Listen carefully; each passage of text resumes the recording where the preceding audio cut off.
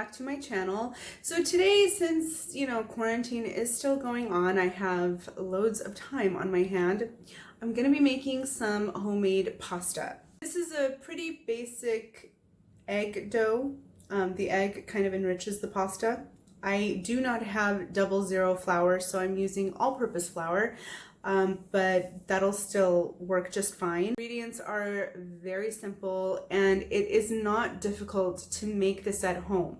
The only thing is I don't have a pasta machine, so I would be the type of person to roll this out by hand, but I'm not making a long pasta, so I'm not going to be rolling it out by hand. I'm going to be making a short pasta, and I will show you that later when it's ready to be formed. So very simple. You're going to need some eggs, you're going to need some olive oil, I've got some salt, and all-purpose flour. Before I scoop my flour, I do try to aerate it a little bit. I don't want this to be so dense. So that's like a little tip. Okay, so we've got some flour. I'm going to make a bit of a well in the center. And then I'm going to add my egg, salt, and a drizzle of olive oil.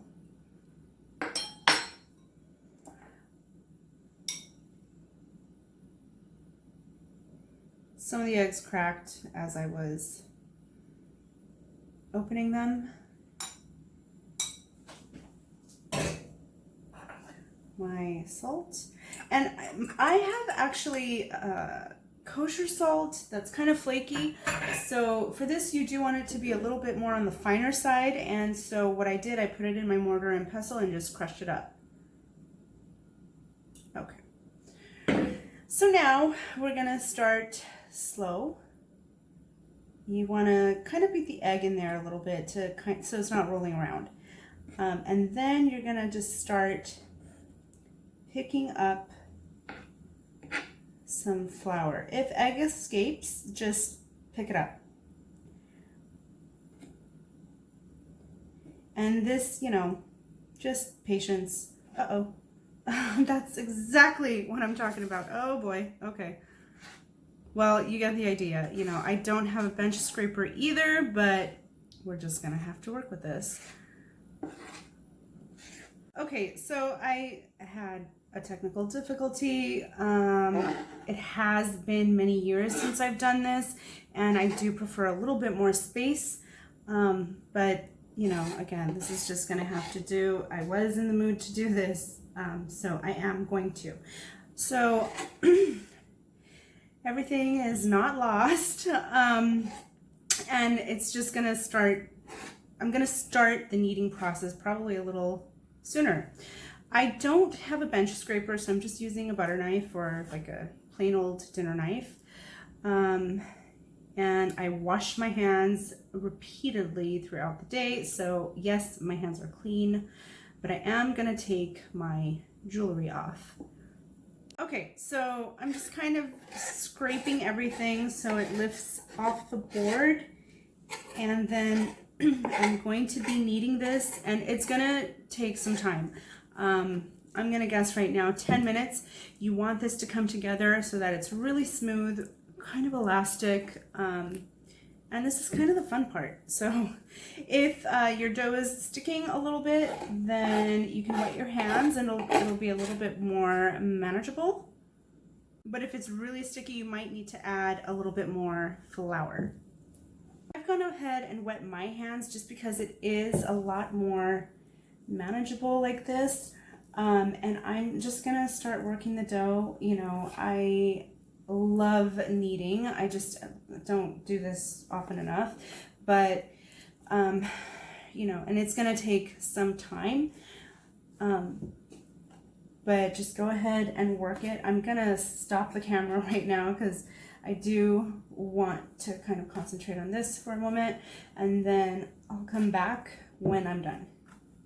If you end up doing this, I really recommend a bench scraper. It helps out a lot. You get everything off of your board. And if you've never kneaded dough before, I think it's a really good activity, especially if you have time. It's very therapeutic. I would even say, you know, like get your kids involved if you've got kids, because it's a good activity, especially if you're running out of things to do. The one thing I do notice in the stores right now, finding flour is really difficult. So maybe if things settle down a bit, you know, if you find some unbleached all-purpose flour, I would suggest getting that. This is starting to come together, which is nice. It's not sticking anymore, not to my hand or the board, but I'm gonna knead this a little longer so that it's shiny and smooth. And if you're wondering, you know, like how long really do you have to knead this for? It comes with practice, so it's kind of to the touch that you'll kind of figure it out. But you know, and I'm gonna need this for just a little bit more, but like it'll kind of bounce back. It'll be nice and just really beautiful. The lumps of flour will not be there anymore. It'll be all incorporated.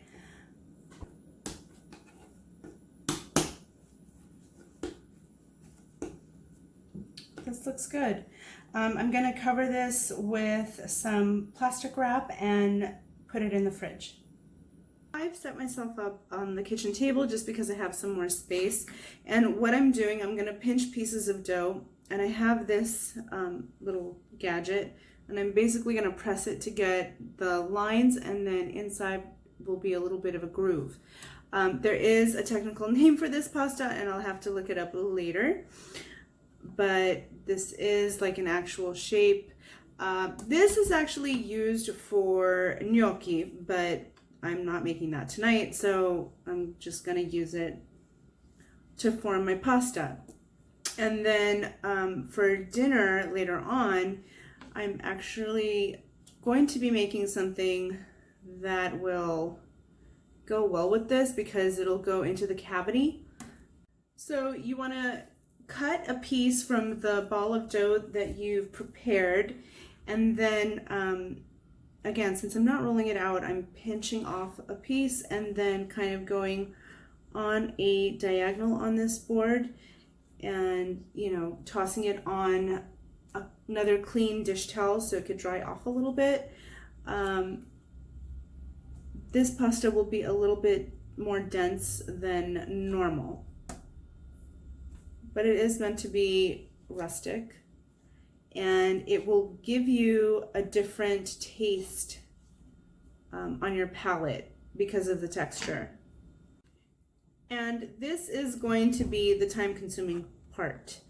So this is going to kind of turn out like little dumplings. If you don't have a grooved plate like this, you can also just use like a dinner knife, roll it into a little log, and then cut it. And when you get the piece off of the log, you kind of drag it, and it'll make, it'll also make like a little groove. This is another name, a different name. I'll have to look it up, but you know, there's nothing wrong with doing that either. This does get faster the more you do it. If you do have something like this, or you're looking for something like this, I will try to find it and have it linked below. Sometimes, you know, you'll get little bits of dough stuck in the grooves, so I just go in there with the back side of my knife and kind of scrape it out and then re-flour it.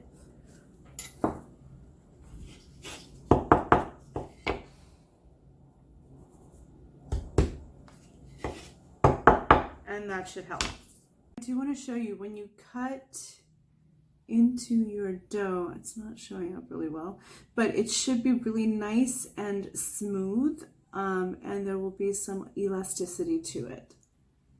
This is getting towards the end, so I'm gonna try and speed through this, and it does, as I mentioned, get faster.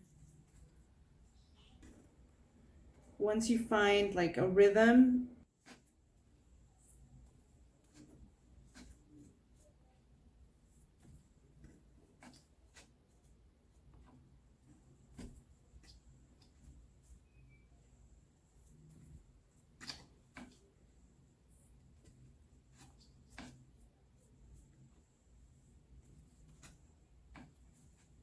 Okay, so I am done with shaping the pasta.